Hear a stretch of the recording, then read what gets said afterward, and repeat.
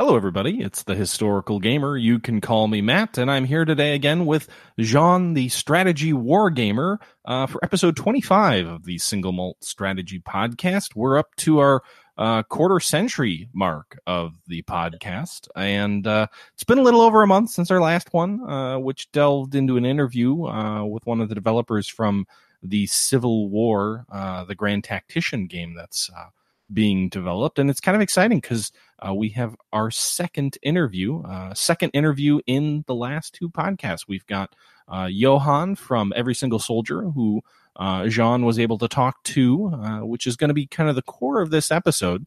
But before we get into that, how are you doing today, Jean?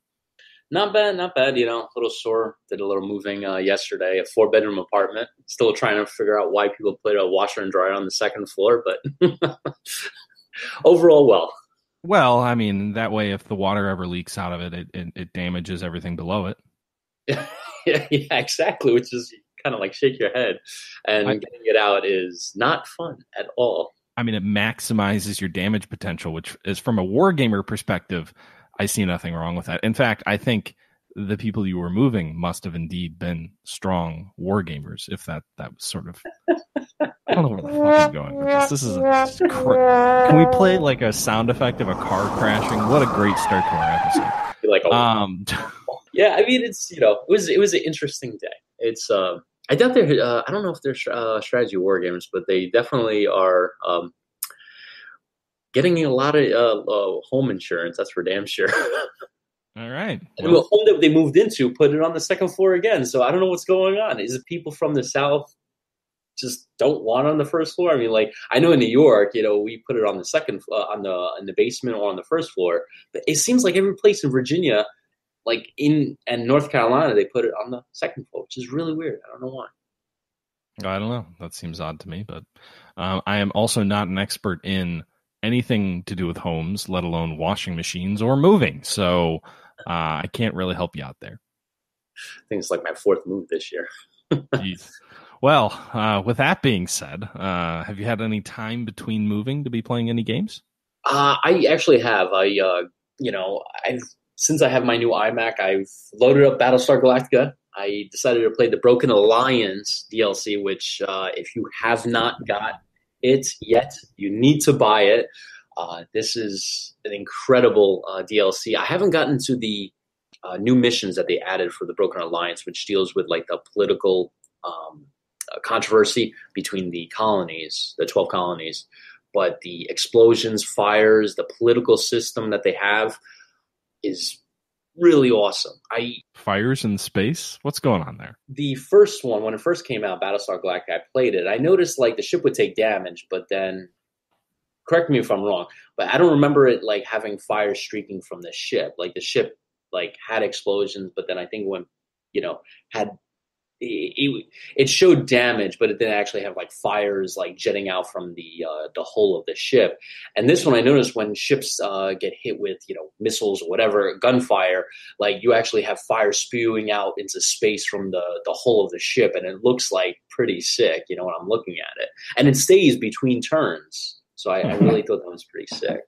I haven't played as much Battlestar Galactica as I probably should. I'm sure I will dive into it at some point, but other than a couple of sort of first impressions and sort of playing it for like 2 or 3 hours, it just didn't really grab me. It wasn't, I think I had a lot of other games I was looking at the time, and I just never really gave it a chance. I should go back and take a look at it. So I know there were explosions. I know ships break apart. I can't remember if flames streak behind the ships or not, but I know you've been praising this game's virtues for a while now, and not just the DLC, but before it, just the base game.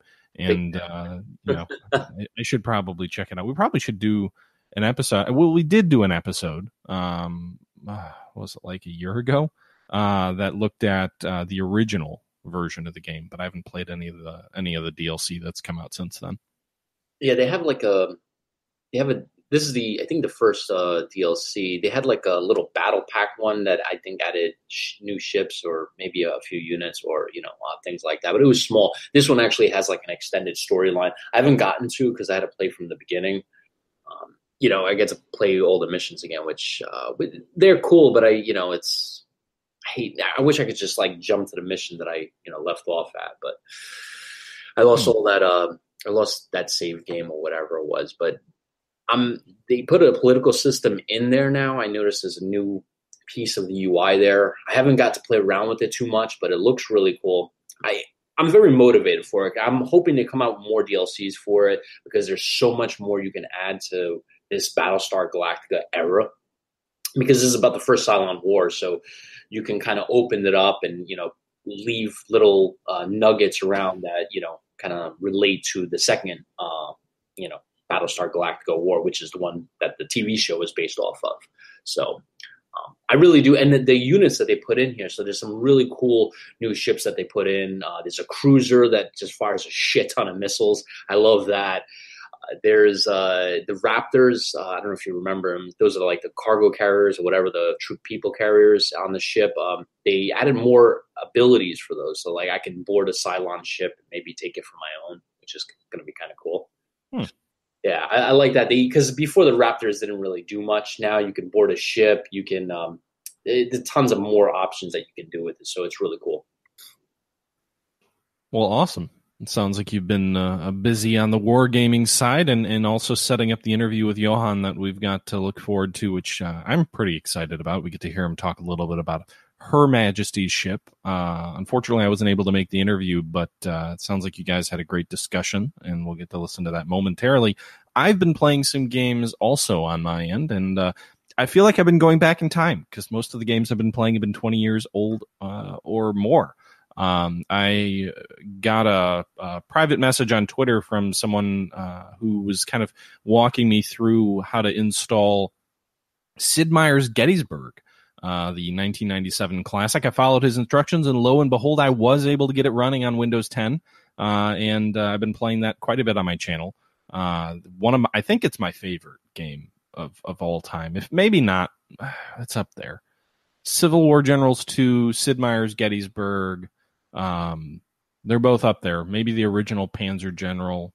But it's a tremendous real-time strategy game with a dynamic and linking campaign and just a whole lot of love poured into it. This was Sid Meier's at his peak in the late 1990s, and had things like introductory videos, full motion video, was the thing then, but other than that, also just sort of battle intros and sort of the ability to fight Gettysburg in alternate ways, and it's a masterpiece. If you've got a copy of it, if you can get it running, this is a game that holds up phenomenally well. Yeah, the graphics are a little bit of a little bit of an eyesore, but the gameplay is brilliant. The presentation is brilliant. The just the way the mechanics all work together, and just it holds up remarkably well. It does not feel like a 20-plus-year-old game. And so, I got that working, and that naturally led me into playing Sid Meier's Antietam, which was the sequel, which had a lot better gameplay mechanics, but a lot less heart and soul to it. It felt, in my opinion, a little bit rushed, where Sid Meier's Gettysburg had all of these extras that really made it feel special, like the battlefield intros, the dynamic campaign. Sid Meier's Antietam was just, all right, here's the battle. You can fight it. One big campaign. And that was a little bit disappointing because the gameplay is arguably better. They made a lot of enhancements, the ability to see how much fire was coming in on you, the ability to set artillery to different types of ammunition, like canister shot, just general graphical improvements, more uniforms, more variety, more intuitive user interface, just a better game. It came out 2 years later, but it really felt like it lacked the heart and soul of Gettysburg. And Gettysburg, the game, made me feel like I'm playing the movie Gettysburg, or I'm playing, one of the books that I've read about Gettysburg. It made you feel like you were a part of this historical event, and because of the way Antietam is set up, and it's just this one giant scenario, it really just kind of feels like, all right, these two giant blobs of troops are going to mash each other and grind them down into nothingness, which maybe that's accurate for what Antietam was, but it doesn't feel like Antietam. It doesn't feel particularly interesting.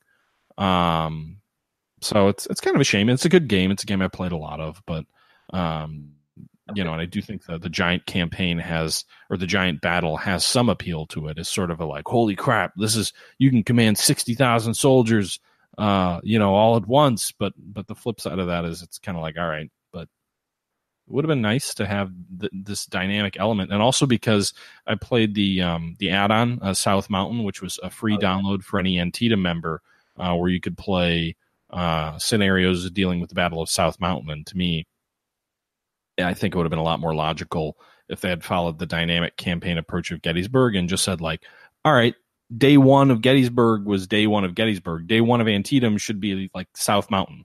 If you're the Union and you can liberate Harper's Ferry, then maybe you get more troops at South Mountain. If you're the Confederates and you hold it or you do better, then maybe Hill arrives earlier during the actual battle. Like, you could have figured a way out to have these individual scenarios build into this, sort of cohesive story the way that Gettysburg worked. And I think they could have done a good job there, but, shouldn't be complaining too much about a 20-year-old game. I think I posted a video on my YouTube channel that was like, Antietam, my review, 20 years late. Like it really matters. But anyway, so that's kind of what I've been, I'd been struggling before I got back into Gettysburg, frankly, because for a couple of weeks I felt like, damn, there's nothing I really want to play. I don't have any inspiration to look at anything. I'm just kind of, nothing's really interesting me. And, got Gettysburg running, and for the last 2 weeks I've been playing Gettysburg and Antietam nonstop, and I feel like I actually want to play games again, and I feel like I'm interested in things again. And it's kind of funny because you can, a 20-year-old game can kind of like reinvigorate me and get me back into wanting to play war games. I'm kind of curious. So if Ultimate General Gettysburg did have those kind of like mission briefings before and after, kind of like that you mentioned earlier, would that kind of top Sid Meier's Gettysburg? Like if it had just that one element, because I mean the graphics are far superior, and I feel like the map is beautiful. I feel like that's probably the only major component missing, right? There's some other little pieces that I think Sid Meier's does a lot better. At the start of so you've got between every battle in the campaign, first off, at the beginning and conclusion of each day, you've got like a full motion video, like little, like it was pulled from a movie, like officers talking to each other about either how the battle's going or setting up the next day's fight or whatever. Okay, fine, whatever. That's corny 1990s full motion video. Fine. You don't really need that. But what makes it special is before every battle, you basically get the scenario described to you, or the battlefield situation described to you via a discussion on top of a tabletop map of two officers kind of pointing at the map with these atlas-like red or blue blocks on the map, showing what's happened in the battle. So, the Confederates take McPherson's Hill on July 1st. You'll see that play out between these two blocks. The Union block will break into tiny little pieces to represent it's shattered. The Confederates will be talking about how they need to push on to the next ridge. They'll be pointing at Seminary Ridge. You'll see the units moving forward. You'll see Union blocks moving up, and then it kind of freezes, zooms in, and brings you to the battlefield. So that piece is just awesome, and was one of the things that I loved about the game. And it's stupid because you think about like new games these days, like what do they get criticized for? Things like this, like these kind of corny, obviously not part of the game type deals. Like, oh, no one likes quick time decision. Like when what's it called? I can't even think of the name, where you got to like press 3 buttons and then like something happens and then you get like a cinematic where you're not really playing. Quick time events usually. Yeah. That's a little bit different than this, but it's a similar kind of a concept, except in this game it works so well. That's not the only thing, though. That's not the only thing that separates it from Ultimate General Gettysburg. The other thing is, like, at the start of each battle, you get, like, an officer that's kind of telling you, like, zooms in on one of your infantry brigades. It'll be like, this is your best brigade. And then it will kind of move over to another one of your brigades, maybe another important brigade, like, these men have some experience. And then it'll move over to one of your artillery units, and it'll tell you, these guns are good for long-range work. These Napoleons are good for short-range work. Like, so, like, it gives you, so you get the intro before the battle, but then you get a summary of your forces that's explained to you via this narration as you kind of go around the map. And I think sometimes also it tells you, like, we need to hold this you must hold this objective or something like that. So not only do you get the intro scenario, but then you also get this sort of friendly top-down voice kind of telling you, like, giving you a summary of, like, be aware this is your crack outfit. Be aware this is a reliable outfit. Or I don't know if it does it for green troops everywhere, but it basically gives you, like, it familiarizes yourself with your troops before the battle even begins without you having to click around and figure everything out. So it does a really good job there of presenting it. And I think it does a better job than Ultimate General in terms of troop movements, like making it look realistic.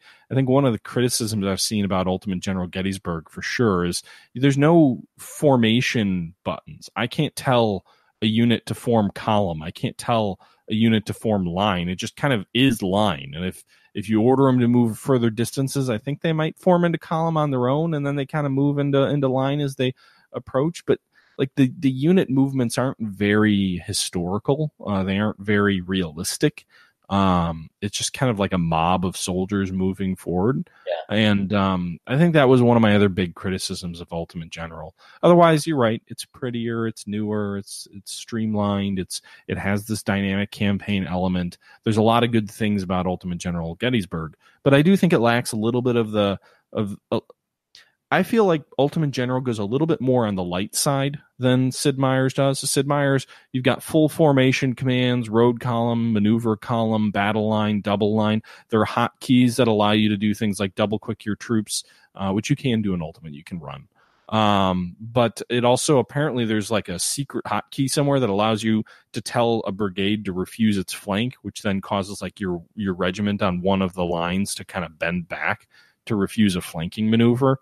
So like it's a deeper level than Ultimate General, but it's not as deep as something like Scourge of War.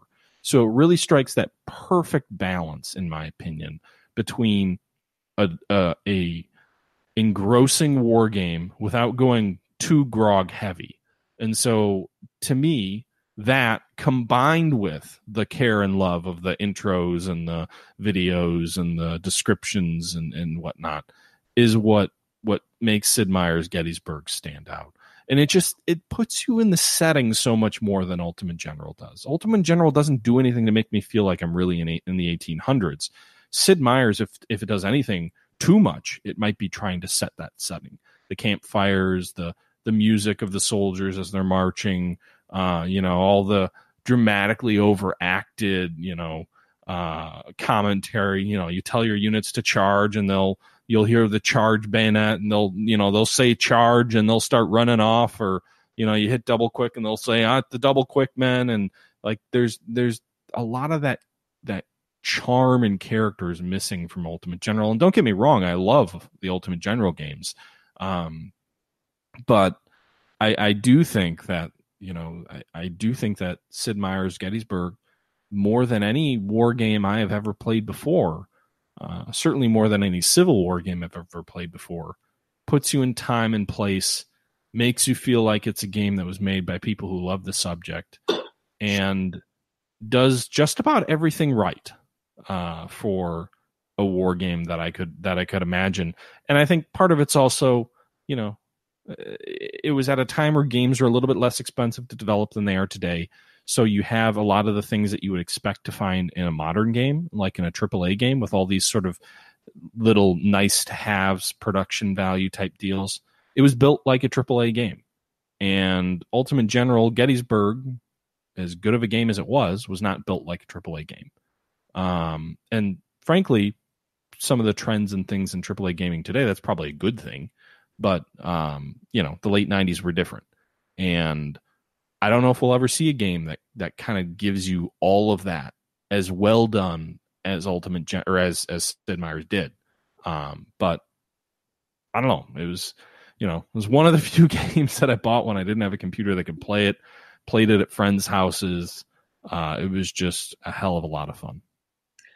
I agree with you. I mean, for its time, I think it was a AAA game for its time. This was back when, PC games, most people were like on an NES kind of system, and Well, that's funny you say that, because when I bought Gettysburg, and I realized it wouldn't play on the computer that we had at home, the first thing I did that first night was like, all right, I can't play it. We're going to have a sleepover down the street at my friend's house. I'm going to go play it down there. So I'm going to go to my friend's house. I'm going to spend the night. And I don't know if I bought Gettysburg when it first came out or not, but like he had an N64 and he had Ocarina of Time, and he had just gotten that. So we switched off battles. I would play one battle, then he would be playing Ocarina of Time, and then we'd flip. He'd play the next battle. I'd play Ocarina of Time. And so we literally played that from like 8 p.m. till like 2 a.m. or something like that. Good old days. The battle, I also vaguely remember the battle that we played, the first battle that we played as the Confederacy, pretty much mirrored history, except that we won Pickett's Charge. So we broke the Union center and we won a tactical victory. But pretty much everything followed, as far as I can recall. This is like, almost 20 years ago. Pretty much everything I can recall, it was played out pretty much as history.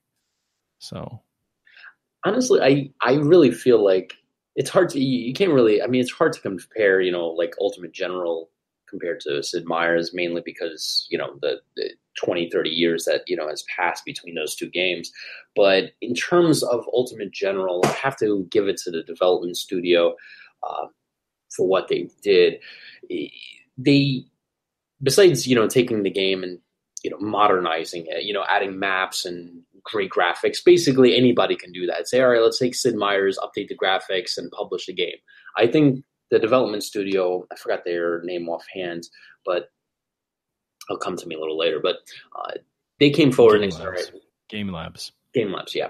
So they came forward and they innovated in different facets. Or the one amazing thing that I think that Game Labs did is they revolutionized the command and control system. In Sid Meier's Gettysburg, there was a scenario that you can download off the web. I remember I played it, and it allowed you to play all 3 days of Gettysburg straight through, right? So you can command all those regiments, every single regiment of each army, right? So if I was the Union, you're commanding around 100, maybe or more regiments, which becomes a pain in the ass. And I remember how difficult that was. I think Game Labs was able to take it, and I think that's why there was no full sandbox scenario when Sid Meier's released, because they were like, well, dude, there's no way we can have a user command all these regiments. They would like literally pull their hair out of their scalp.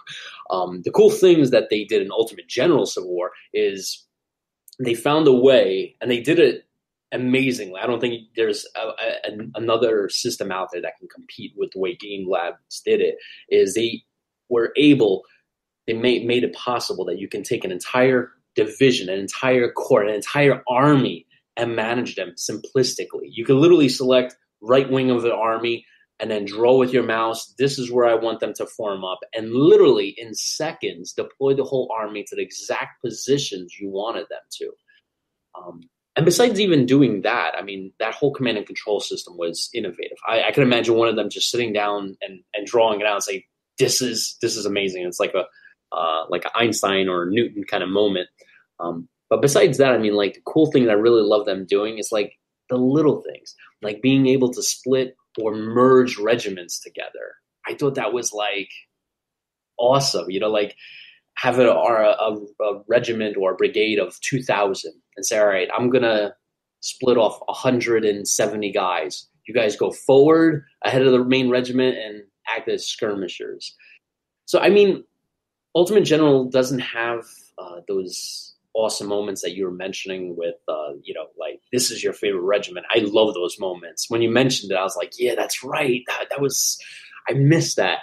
But I feel like they made up with it with certain other features that they added. And like a lot of other statistics, like, on the bottom left, you have like the soldier count, how many guns, how many losses you took, things like that. With Sid Meier's, I believe they only told you how many troops you have and who you're firing at. I don't think it told you how many of the enemy it killed. I don't think. You could go into the OOB and see. And Oh, actually, they gave you, of your own casualties, they gave you a breakdown of killed, wounded, and missing, which is kind of an interesting piece that a lot of games don't really even bother. It's like a casualty is a casualty, right? But it does do that. But yeah, I mean, my intent was not to bash Ultimate General, which I enjoy quite a lot in its own right. But merely to state there were things that I think made Sid Meier's Gettysburg special in a way that I haven't seen anyone else replicate, and I doubt that we ever will. But it was one of those games where it's like, wow, they really put a lot of time and effort into doing things a certain way to convey a certain experience that they wanted to convey. And I think they did a tremendous job, and one of the best jobs of all time. And that's why even 20 years later, in my opinion, it still holds up. If all they did was someone, Firaxis or Sid was like, hey, let's re-release this thing. I think if they did that, and all they did was made it prettier, and maybe made a few minor tweaks, I think that game could sell phenomenally well. Even today, even with Ultimate General's competition, like I still think that game could sell tremendously well. And I'd love to see it happen. I doubt it will happen, but I'd love to see it happen, and I would buy it. But for now, I'm playing my 20-year-old CD, which is still holding up. He hasn't made a game since 2016. Last game he's been involved with was Civilization 6. So yeah, he hasn't done much recently. He's still on the wiki page. It says that he's working for 2K Games still. So, well, Firaxis was acquired by them, so that makes sense. Yeah, it's interesting. Hopefully he listens to the podcast and says, "Hey, it's a good idea, Matt. Let me do that." Yeah, do it, Sid. Do it. Or just, give it to, not give it to, but like license it through Good Old Games and have them do their magic with it. Well, that's a good idea. Anyway, this is not the Sid Meier's podcast, although we could certainly do a Sid Meier's series. Frankly, there were 2 Napoleonic games that came out of the same game engine as well, which I played a bit of and liked quite a bit also. But this is not a Sid Meier's episode. This is an episode where you sat down with Johan Nagel. I believe I got that right.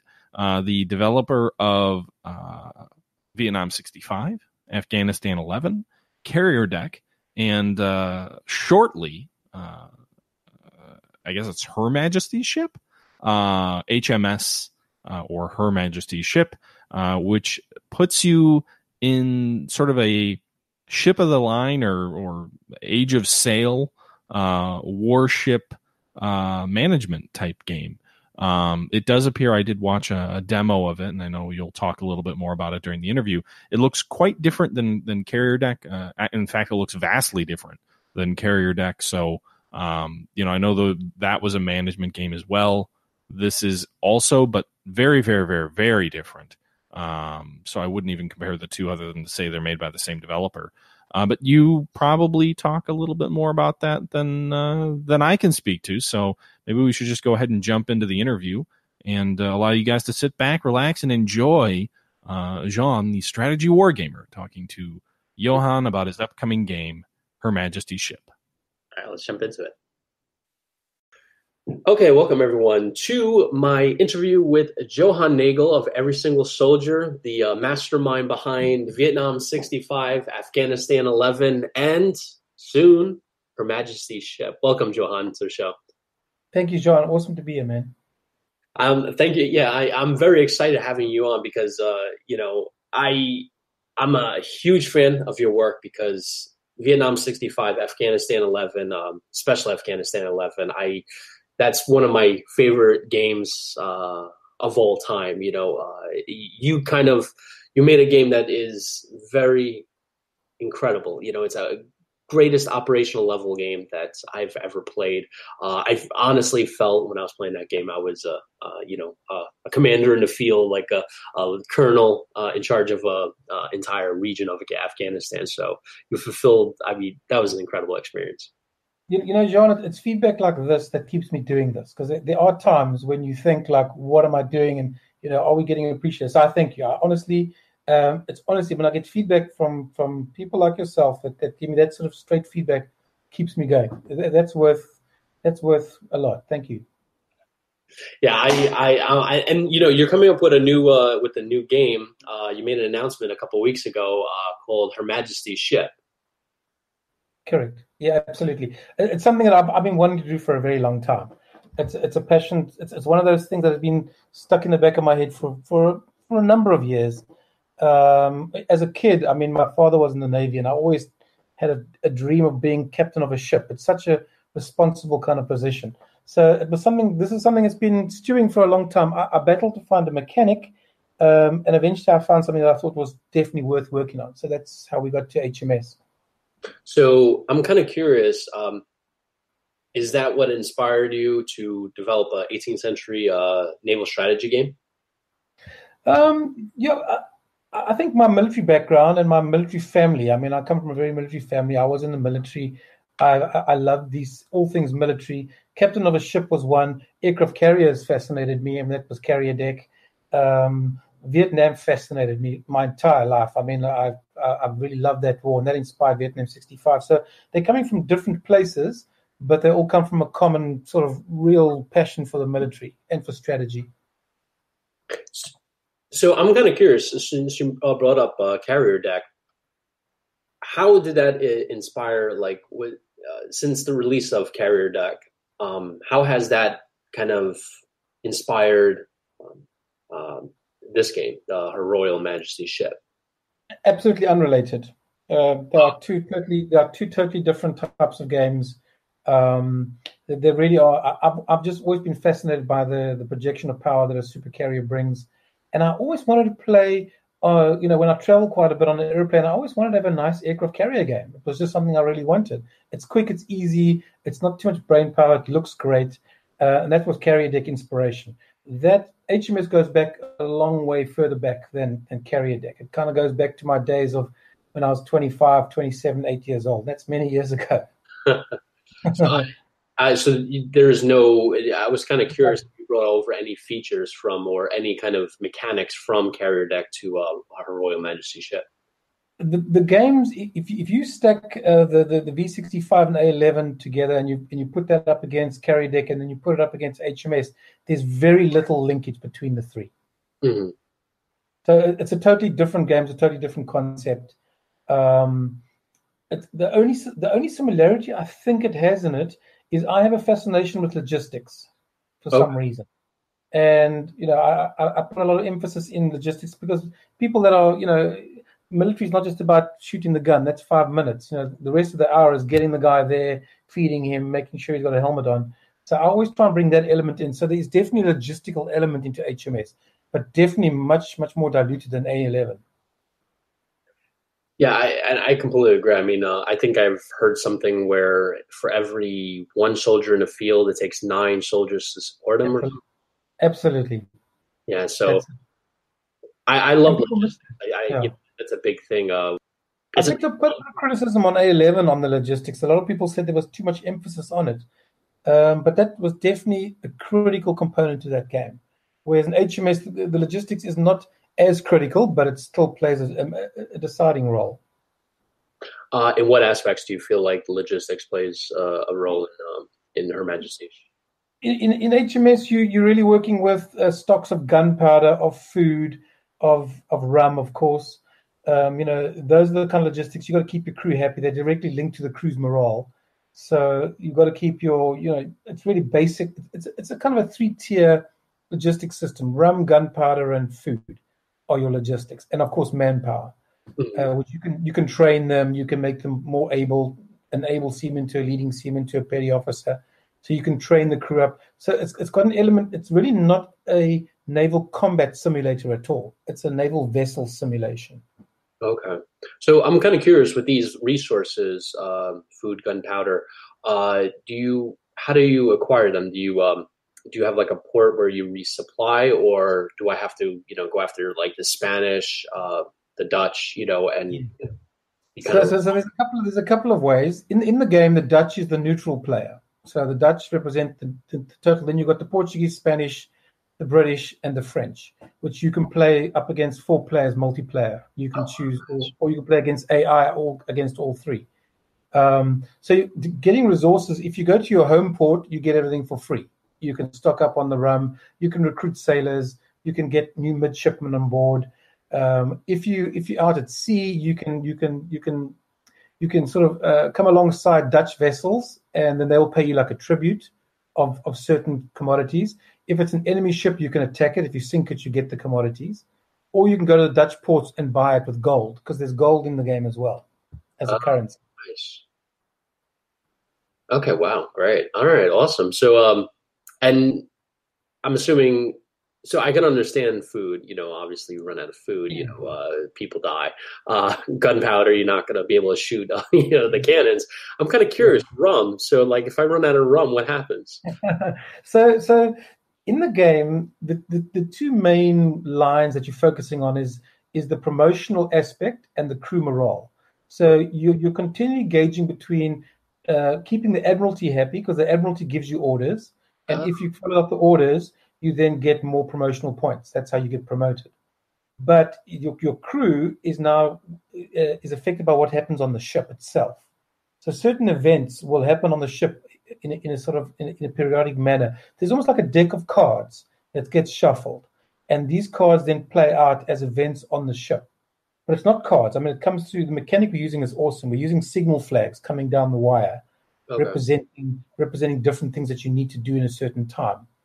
And by doing that, you keep the crew happy.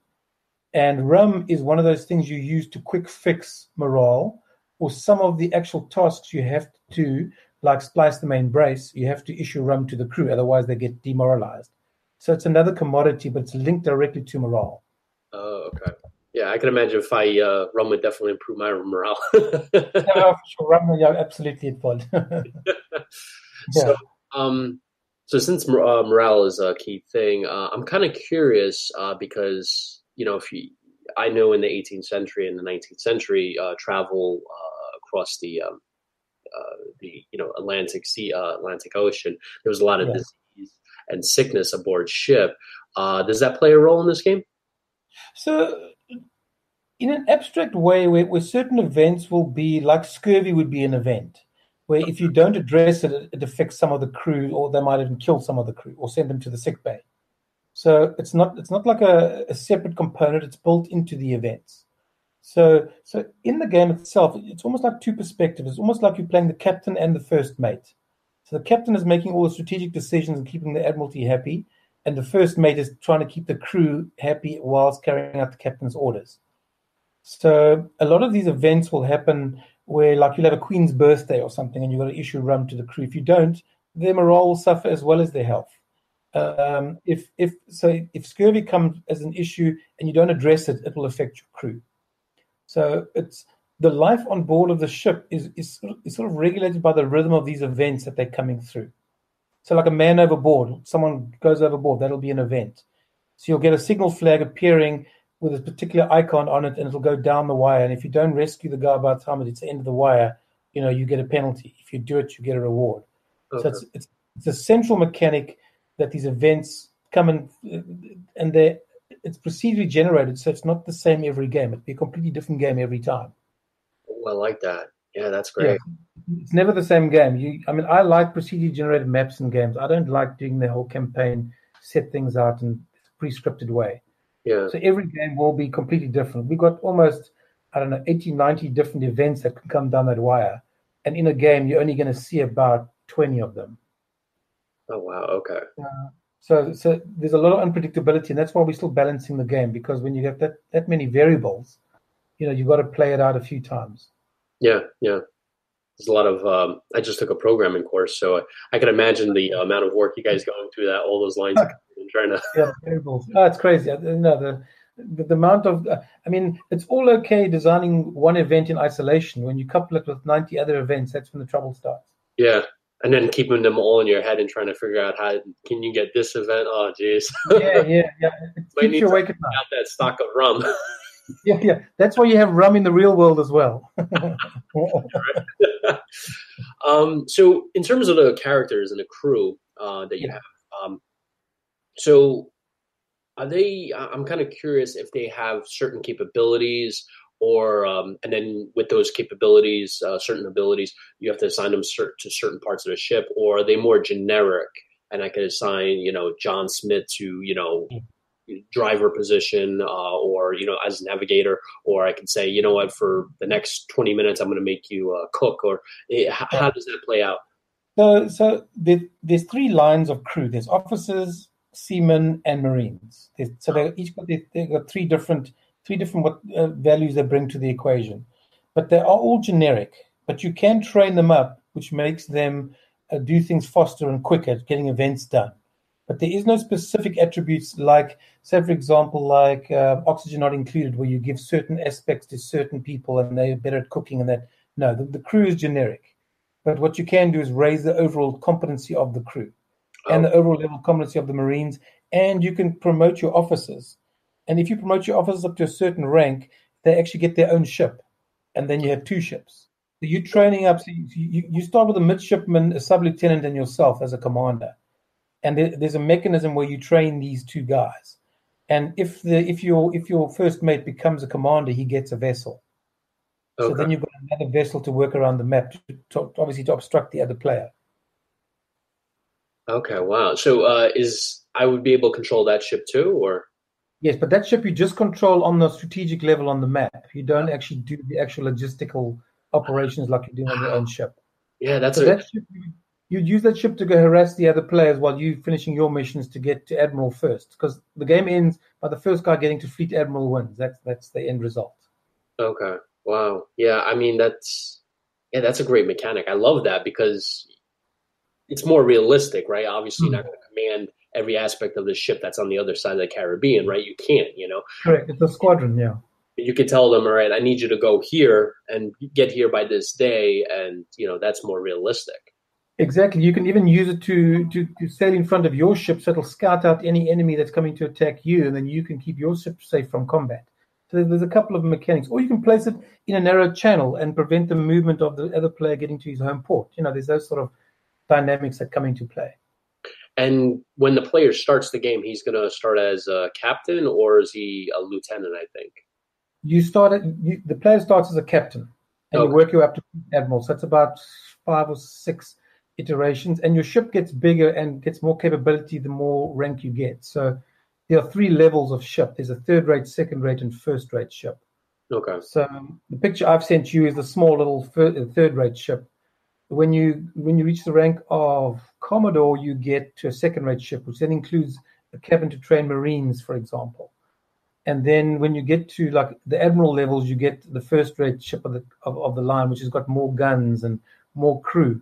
So your responsibilities go up with your rank, as it would in the Navy.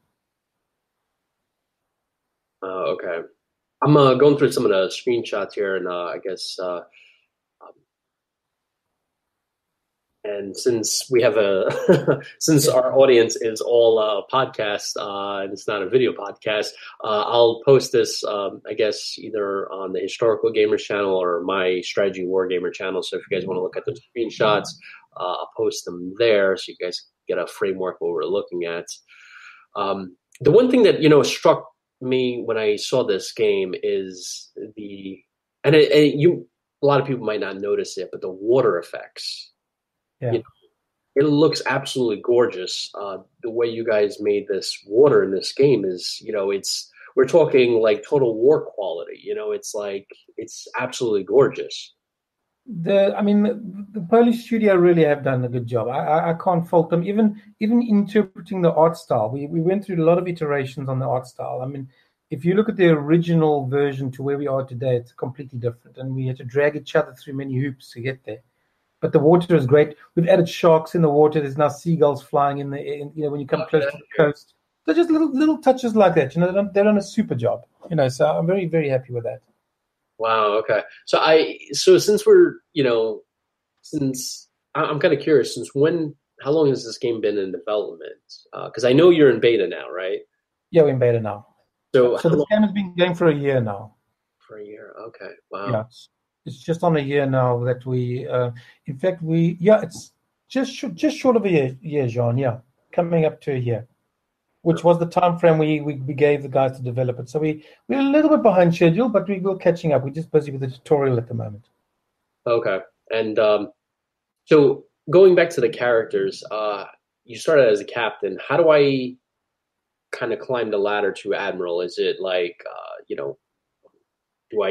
the amount of enemy ships that I take, or is it like how many commanders that I put out, that get their own ship? How does that work out? Mostly about the admiralty gives you orders, and it could range from building a fort on that location to raiding that village, or capturing that port, or finding a ship, or even if you bump into pirates, you get promotion.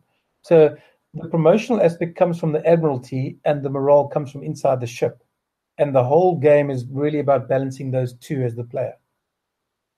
Okay. So you've got your own career. So it's you as the player, you've got your career to become admiral, but you've also got to worry about your ship, because without the ship, you don't have a career. So that's really the central mechanic of the game. With crew management, is it like, so when you start the game, how many crew members do you have? You start with yourself as the player. You've got a first mate who's a sub-lieutenant, and you've got a midshipman. And you start off with 6 crew members. Okay. And how do I get more? Is it like on those Dutch islands, or? So you can do it. There's a number of ways. You can go to the ports and recruit them with gold. Okay. If you don't have gold, you can press gang them at these ports. So if you want to press gang, you can get them in. Don't give them a choice. No, well, that's exactly. If you don't have money, they're going to come on board anyway. Okay. But obviously that comes with a time delay, because this game is a time-based game. So if you go to port, you don't want to spend too much time there. But if you don't have gold, you've got no option but to press gang. So you press gang or you buy them. That's how you acquire the players. But players die. That players die in combat. They die when they get flogged. Sometimes they get sick. They go to the sick bay. If you don't heal them, they're going to die. Okay. So the whole management. There's 15 stations on the ship. From sick bay to armory to capstan to the guns to the sails to the rum station. So you're managing. You really are just allocating this crew resource you have across these stations to complete the tasks. Okay. So what if when I press them, what it would be the negative aspects of that? Because why wouldn't I go to like every port and just press everybody? Is there like a negative aspect to when I do that? The two negative. Well, there's a couple of negative aspects to it. The one is it takes time, so you've got to spend time press ganging, and It's not guaranteed success.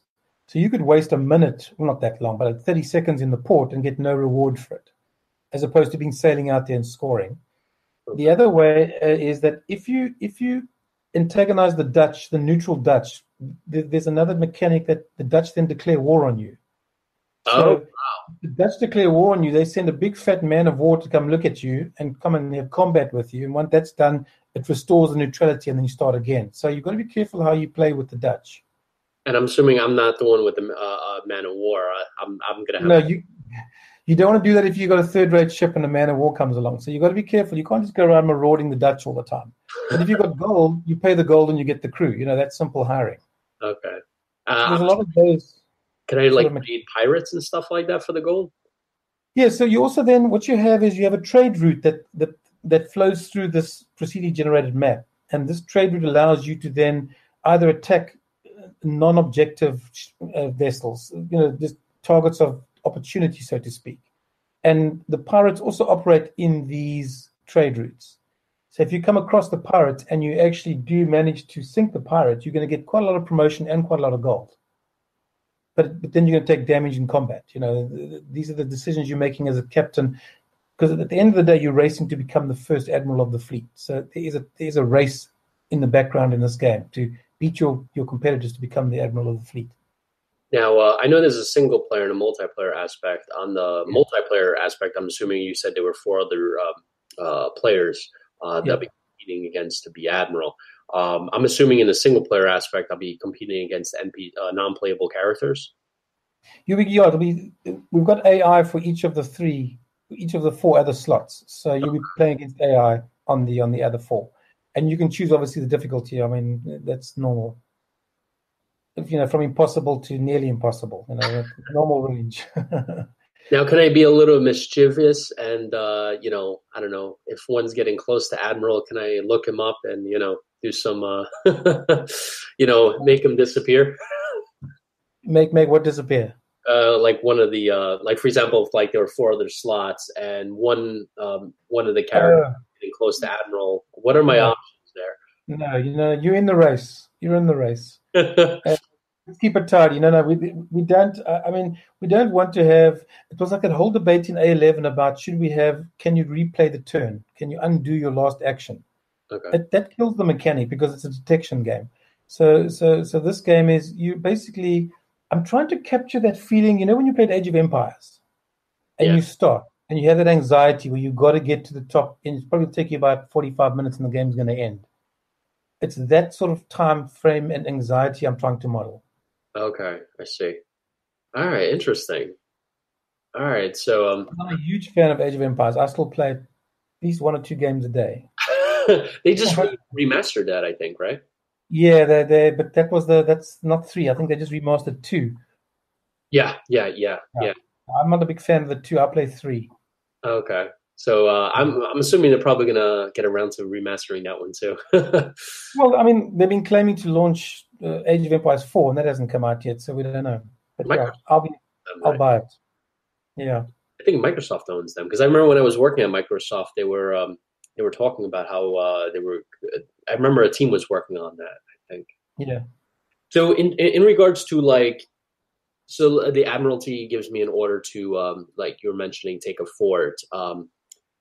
How can we seize entire islands if we take that fort? How does that mechanic work out? Okay, so combat is pretty abstract. There is no tactical management of the vessel in combat. All you do is you have about 7 seconds to position your crew. So you can decide how many guns you man, how many Marines you put into the Marine station, and where you place your officer or 2 to control the gunnery. And that happens in a 5 or 6, 7-second countdown. Then there's a sequence and a calculation in the background, and then the result is then spewed out. Okay. So it's not like you're tactically managing combat units at all. It's not that game at all. Okay. But you can attack ports.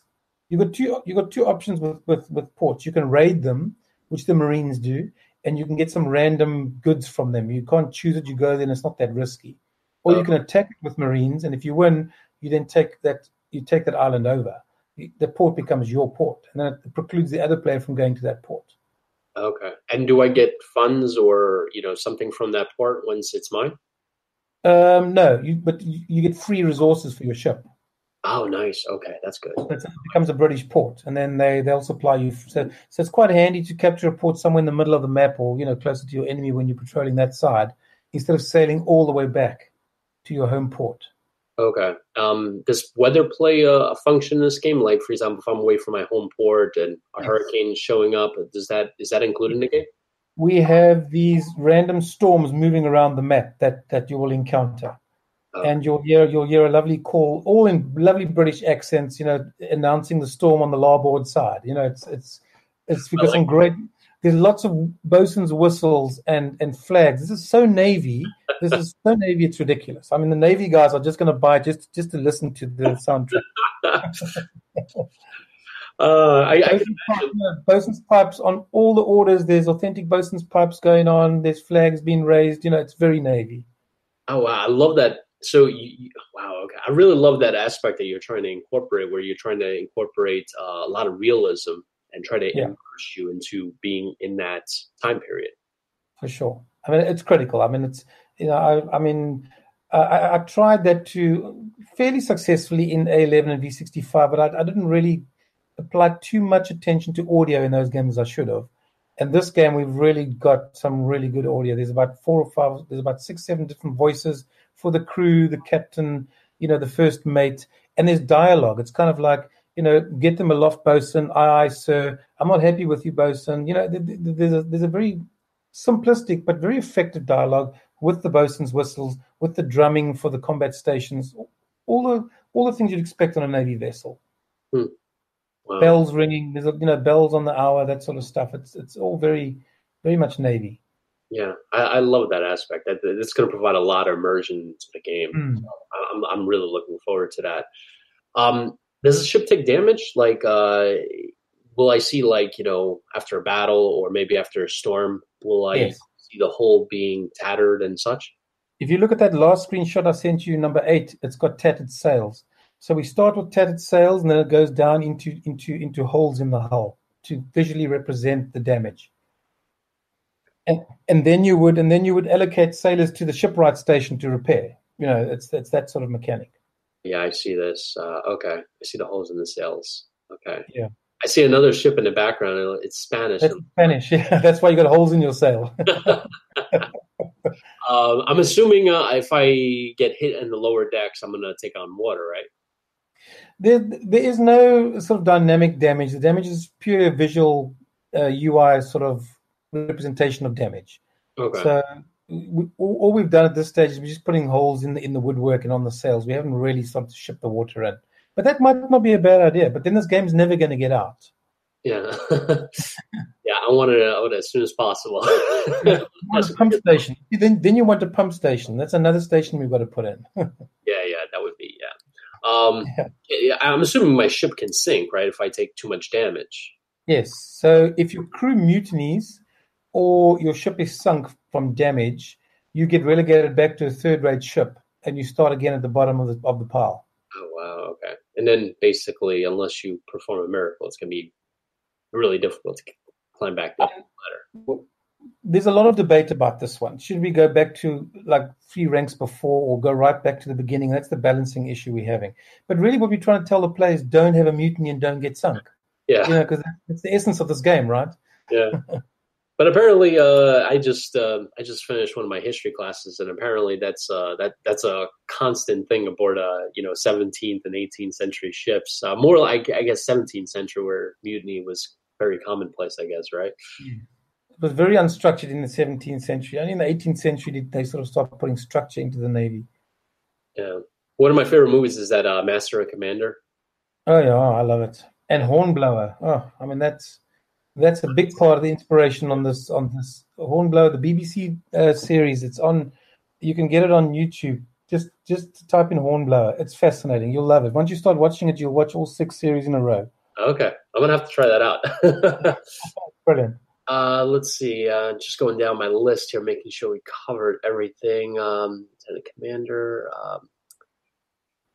Are there any features that you are kind of like very proud of in this game that are very different from anything else that you worked on? I'm not sure what game to compare this game to. I'm not sure what genre I'm actually in here. I'm crossing over 1 or 2 genres, I think. This is kind of like Oxygen Not Included meets Bomber Command or Bomber Crew. It's kind of somewhere in that realm, in that space.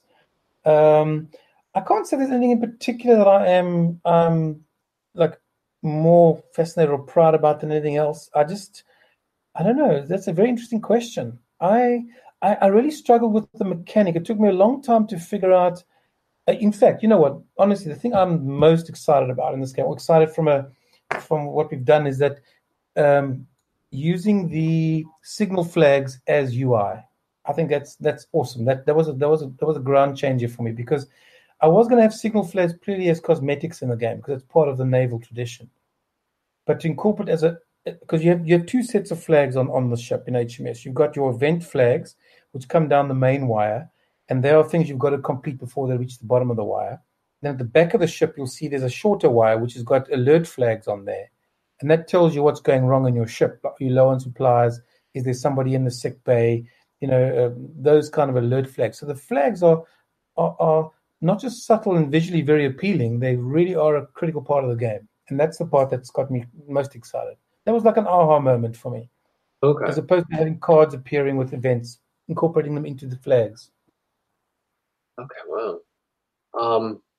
In terms of the UI, I'm kind of curious. I don't know if you want to go over it, because I know this is, you might still be making changes. But going over the UI here, I noticed on the top you have like gold. I see the rum. Food. And then I think that's gunpowder. Yeah. And you have something that says 100. Does that mean 100 in the middle? Is that next to the rank icon? Yes. So the Yeah, so, one that says 15 is a rank icon. yeah, so you got a rank icon and you got a morale icon right in the middle, the two main bits of UI, bang in the middle at the top. Okay, I see that. Yeah, So you work on cycles of 100. So every 100 that you get in promotional points, you click up to the next rank.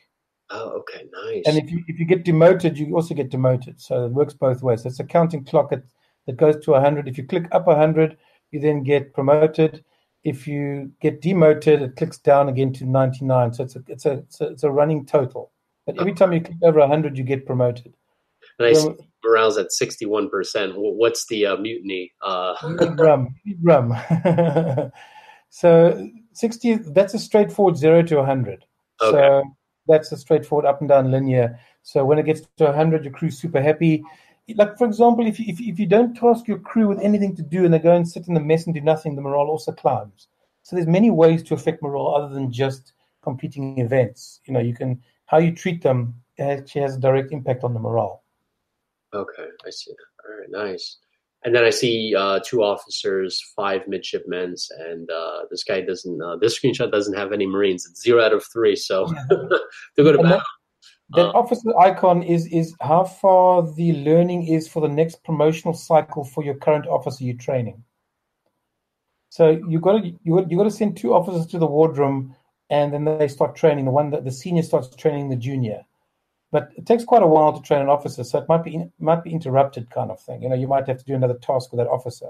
But when you complete a full circle of the training, the first mate or the next trained officer jumps up in rank. When he jumps up in rank, ultimately he can get his own ship. Okay, I see.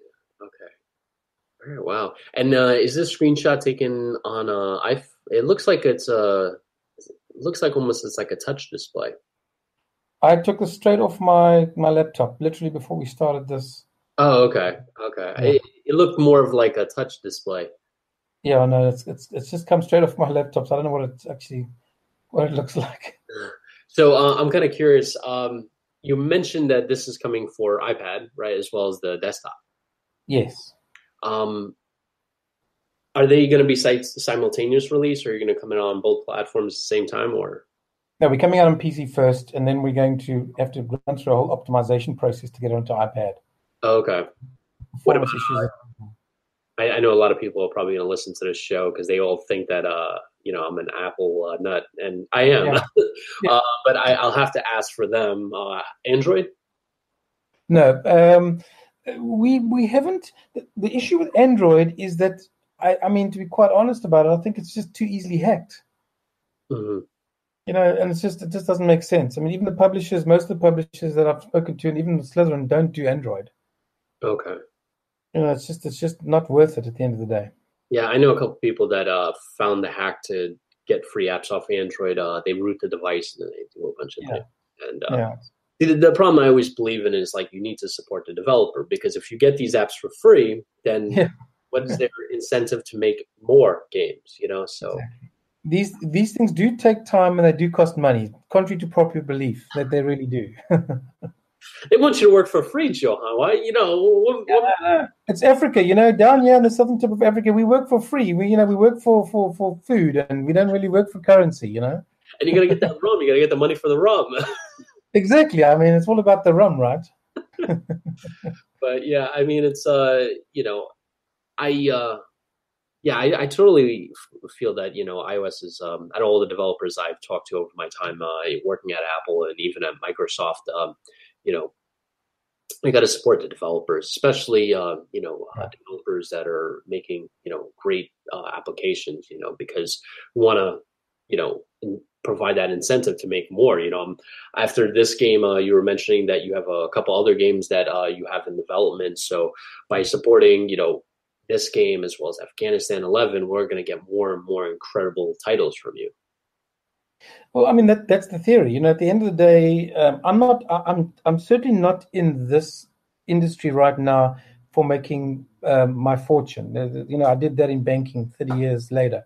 I mean, this is something I love doing. But at the end of the day, it's got to pay. It's got to wash its own face. At the end of the day, that's really where we're at.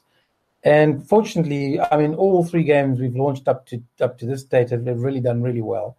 So every cent I've made on those 3 titles are going back into HMS and to the next 2 or 3 titles. So I'm just self-funding this, and I'm just loving this experience. I'm a frustrated banker. I've got so much I want to do in the gaming industry, so I'm loving it. So it keeps me busy. Yeah. Did you want to? I know you mentioned it before the show, but I don't know if you wanted to mention during this podcast about any future projects that you have.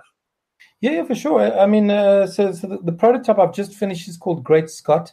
I'm not sure if that's the working title, but it's a game that is centered around Robert Falcon Scott's race to the South Pole. So literally just finished the prototype. It's looking fantastic. I'm looking for a studio just to do the production. The artwork has already started. So yeah, I'm very excited about it. It's a much more simpler game, but a really, really cool mechanic. Okay. And it's numerous countries are going to compete against each other, right? So English, and I'm assuming the Dutch and such. Norway was the first country. Amundsen was the first guy to get to the South Pole after failing to get to the North Pole in time because you Yanks got there first. So this game is really simple. It's a single player game. You really you're battling the elements, making critical decisions about how you're going to get to the South Pole, and it's about, once again, guess it, logistics, but in a really fun way. Do I employ dogs? Do I not use dogs? Do I send the guy out? Do I supply him? How do I keep him heated? So yeah, very excited about it. Yeah, that sounds like a really incredible game. And I know you're also mentioning that there are future editions that you're going to have for your previous titles, Afghanistan. Yes. A11, Afghanistan 11's the DLC is coming out shortly. I can't give you the exact date, but it is soon. And that brings the British Army to Afghanistan with all their vehicles with different capabilities. Nice. Plus, we've added some really cool stuff like car bombs, roadblocks. Oh, wow.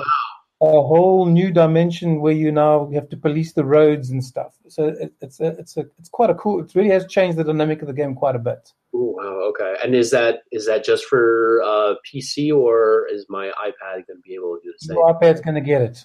It's going to get it. Love it.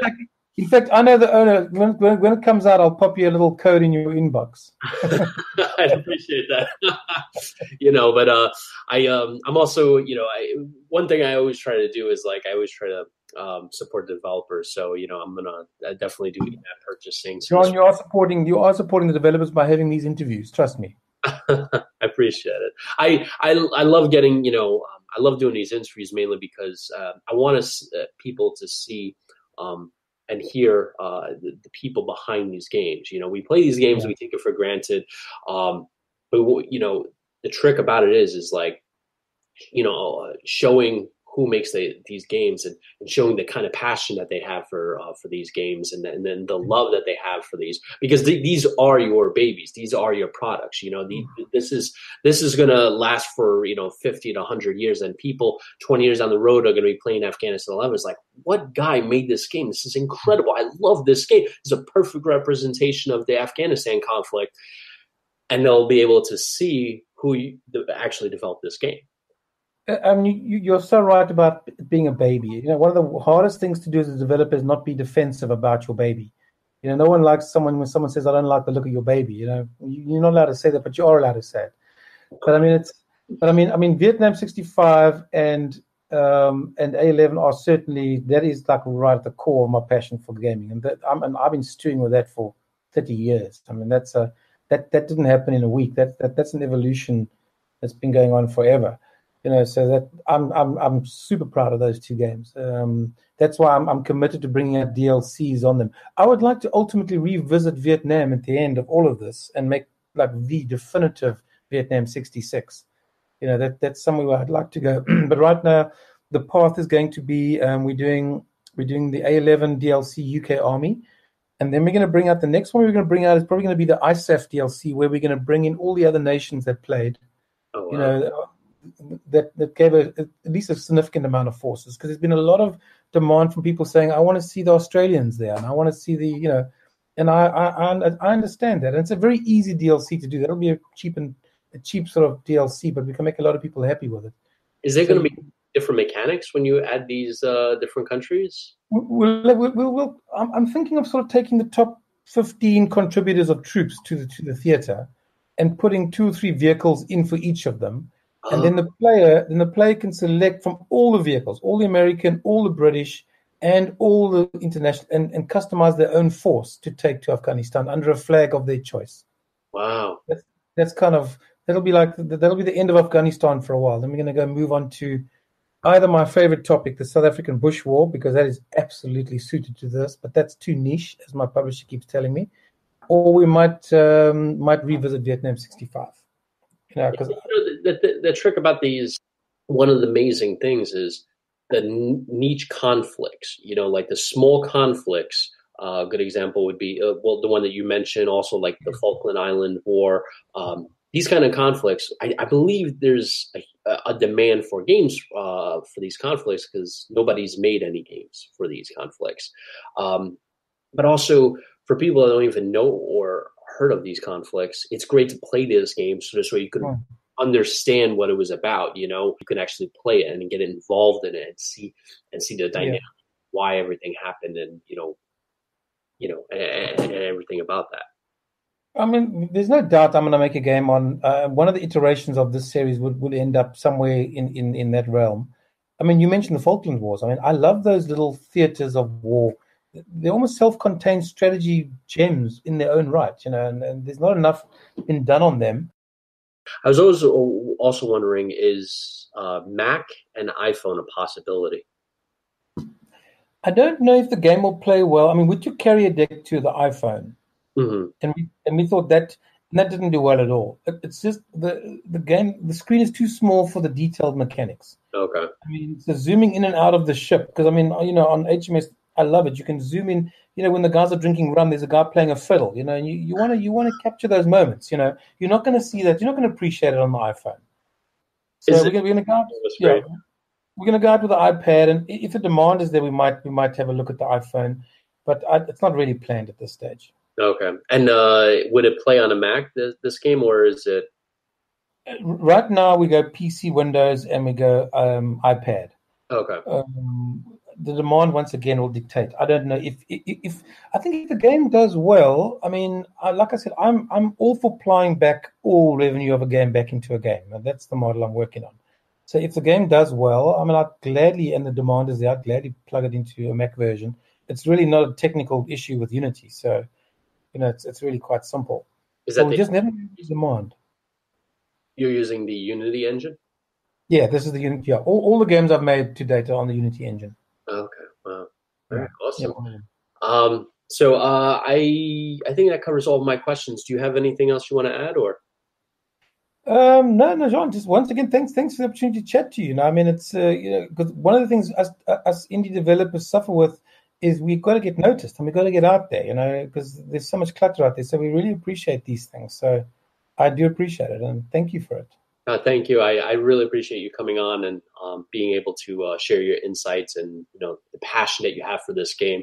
I really am looking forward to HMS. Me and the Historical Gamer were talking about it often and how it looks and the crew management system. So I can't wait to pick it up and sink my teeth into it. I think you have another hit here, so I'm definitely very excited about it. Well, I mean, the first person I want to hear from is, there's 2 people I want to hear from. One is you and the other one is Tim Stone. he actually helped me. He actually helped me get him. He kind of prodded me. He really wanted the game, and I actually gave up on it about a year or so ago. And he kind of got hold of me. He said, "No, you got to apply your mind. Yeah, there's something here." So he did give me a swift kick up the ass. So yeah, I mean, it's feedback from guys like yourself and Tim. And Historical Gamer, of course. I mean, I love his reviews. He's done great reviews on my games, and I'm looking for those reviews. And remember, it's my baby, so you got to be nice. Yeah. So so it's in beta now. So it's coming out. I think I saw on the announcement trailer. Did it say 2018? It said summer 2018, but when does summer end in the US? Summer ends, I think, like Labor Day, the first or second week of September. Okay, so then it should be summer. I would say somewhere in summer 2018. Yeah, Ooh. hopefully. We want to definitely get it out before the big Christmas rush and all the AAA titles start stealing all the fun. All right, that just made my week right there. We're working flat out. Trust me, we are working flat out. I was expecting somewhere close to Christmas. Yeah, but that's dangerous as indie because you normally get swamped by FIFA 2019 and all that sort of stuff. Yeah, that's true. Well, the sooner the better. So, I'm definitely looking forward to it. It's going to ruin my first few weeks of school because, I'm going to be, my teacher's going to be like, what are you doing? I'm like, nothing. I'm going to have to switch between Microsoft Office and, and this game. I sincerely hope it ruins your entire studies. Because then I've done a good job. I really hope it does. It'll be the measurement. Well, it'll be worth it. No, well, I mean, it's like I said, it's great feedback keeps us in this game, because it really is. It's the endorsements that keep you going. It really is cool. Well, Johan, thanks for coming on the show, and I hope to touch base with you sometime later this year, and maybe talk about the Afghanistan DLC and your other project that you just mentioned. Yeah, but I'd love to. I mean, we could definitely do something on the A11 DLC because that's coming out. Okay. And if you know where to find me, I'm stuck on the southern tip of Africa. I can't go anywhere. Awesome. All right. Well, thank you for coming on the show, and I will catch you next time. Pleasure, John. Lucky. We'll chat soon. All right. Cheers, man. Ciao. Bye. All right, it's Matt, the historical gamer, once again, and you just listened to Jean talking to Johan, the leader of Every Single Soldier. I think it's a single-man shop, and the developer of the upcoming game, Her Majesty's Ship. It was an interesting interview there, Jean. I think, I really like that we're bringing in some developers from time to time now to kind of talk about games on the podcast, and I know Her Majesty's Ship is a game that I'm really interested in and excited to see coming, and even more so after listening to the interview. I think to me, I was admittedly, when I first heard about the game, I was a little bit worried it was just going to be sort of a reskin of Carrier Deck, which is a fun game, but not something that I was eager to see a sequel or another one of. It's a good game for what it is. But, to hear a little bit more about Her Majesty's Ship, it's obviously not that. It's a very different game. And I'm excited to jump in. I'm actually a little bit of a Age of Sail nut, you may call me. I've earlier this summer, I didn't reread all of them, but I re-listened to all of the Patrick O'Brien books, the Aubrey Martin series. So it was like, 18 or 19 or 20 books or something like that, that are all sort of part of this book chain that if you're not familiar with the books, you probably have seen Master and Commander, or have heard about that, which is was largely taken from different pieces of that book or those books, or the Horatio Hornblower series, which are also great books, which I've read all of. So I'm a little bit of an Age of Sail nut. Age of Sail 2 was one of my favorite games growing up. That was kind of in the same time frame as Sid Meier's Gettysburg. Played that game a ton online. Wish someone would redo Age of Sail. Naval action wasn't really it.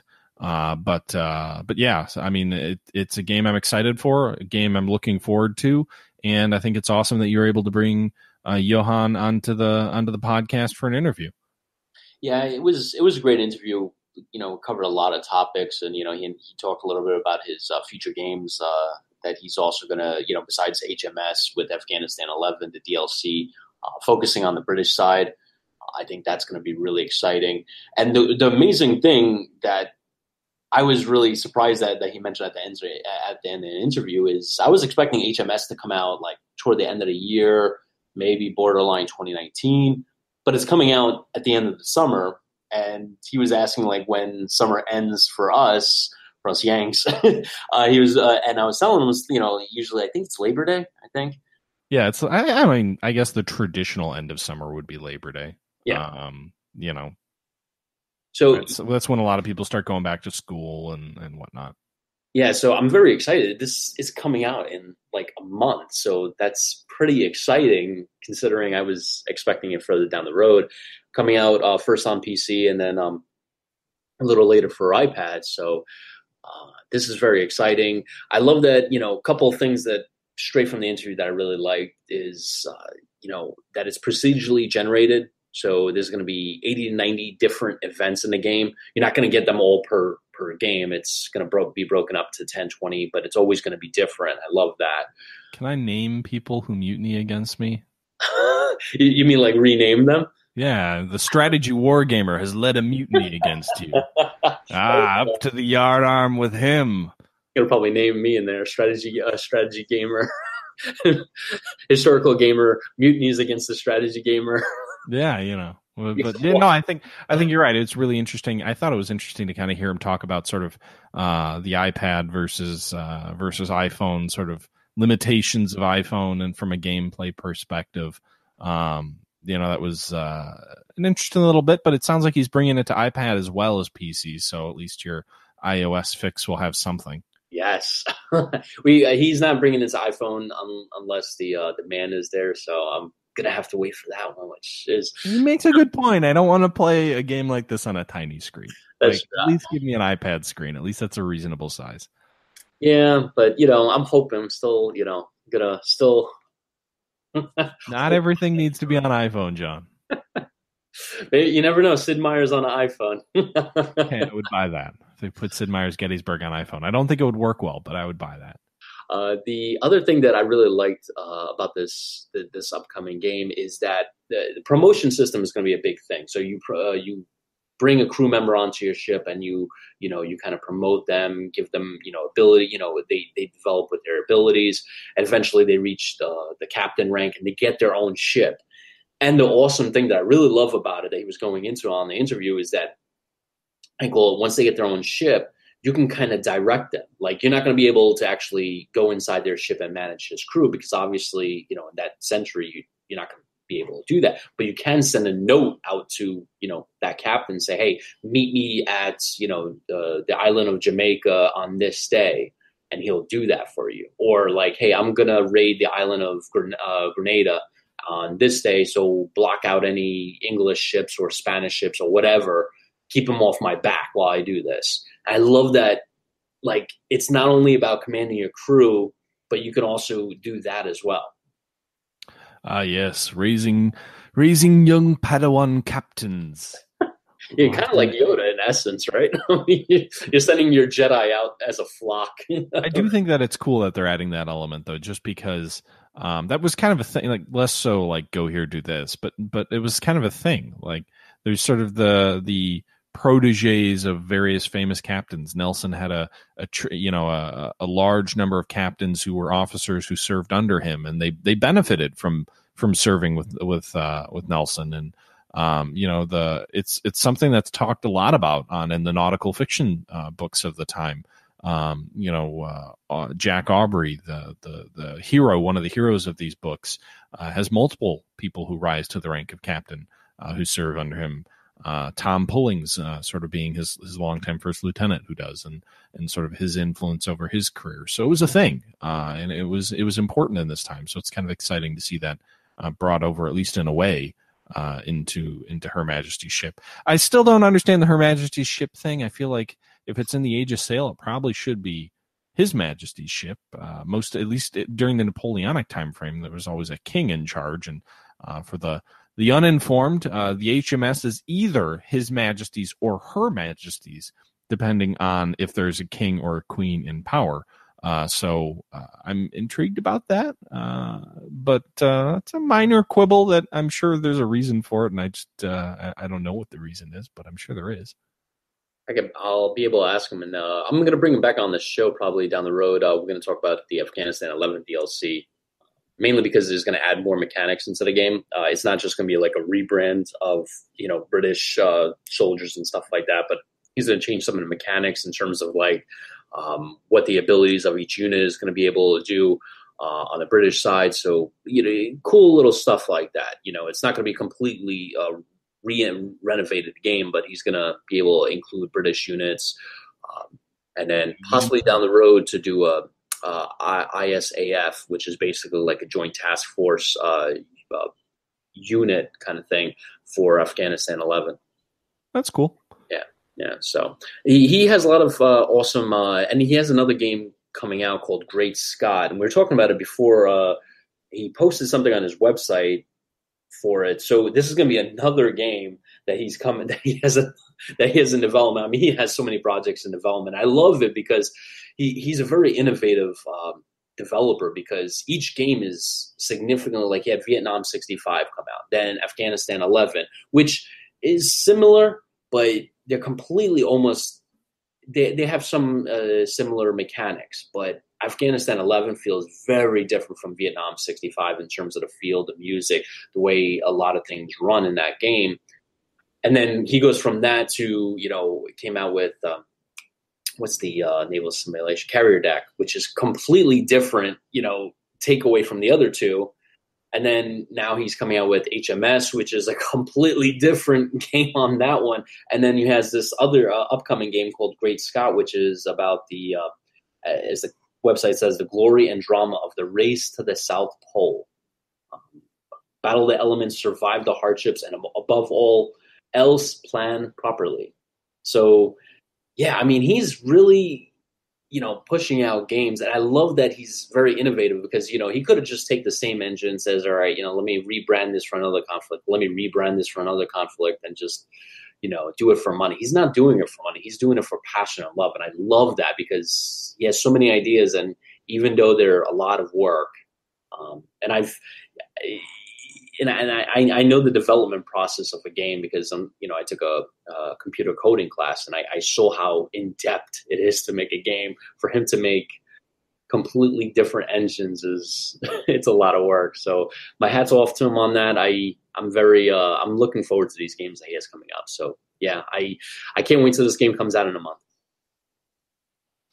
Well, great. Yeah, I'm looking forward to as well, and I think we'll, maybe once it does come out, we'll have an episode to kind of talk about it and share our thoughts on the game once we actually get our hands on it. But until then, Her Majesty's Ship, in development by every single soldier.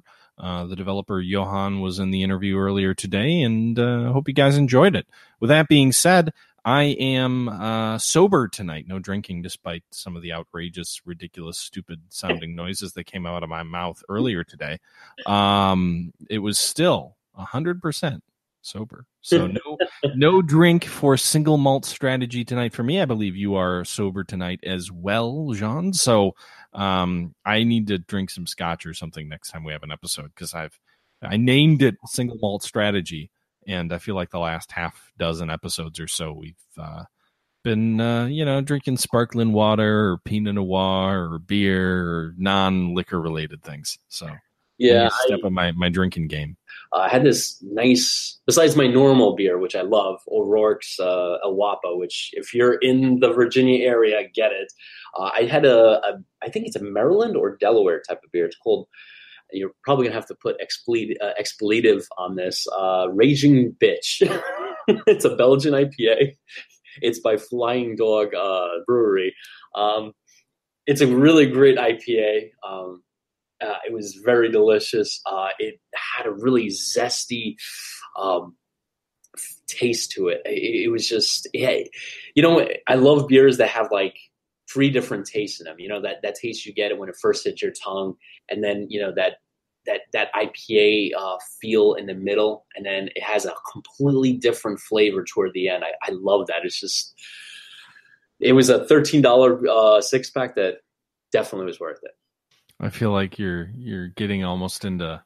Next thing I know, you're gonna be like, yes, a hint of a licorice with some burnt rubber with some floral notes. Not licorice. Definitely not licorice. With that being said, guys, I know this is probably running a little bit long now, but hope you guys stuck with us. And if you did, I hope you enjoyed the episode. This was episode 25 of the Single Malt Strategy Podcast. The quarter-century mark has been reached. I don't know what we'll do for episode 50 or 75, or God knows if we ever make it to 100. But we'll have to think of something better than just me making... I don't know. I think you said you were going to pull some funny stuff out of some of the stuff I said between recordings. So that will be our ceremony for episode 25, me yelling or making fake announcer voices or whatever. Which is going to be a great episode. All right. Well, I hope people enjoyed it. And until next time, this is the Historical Gamer. You can call me Matt. Signing off for the Strategy War Gamer. You can call him Jean. Once again, another episode of Single Malt Strategy in the books. Hope you guys enjoyed. See you around. See you guys.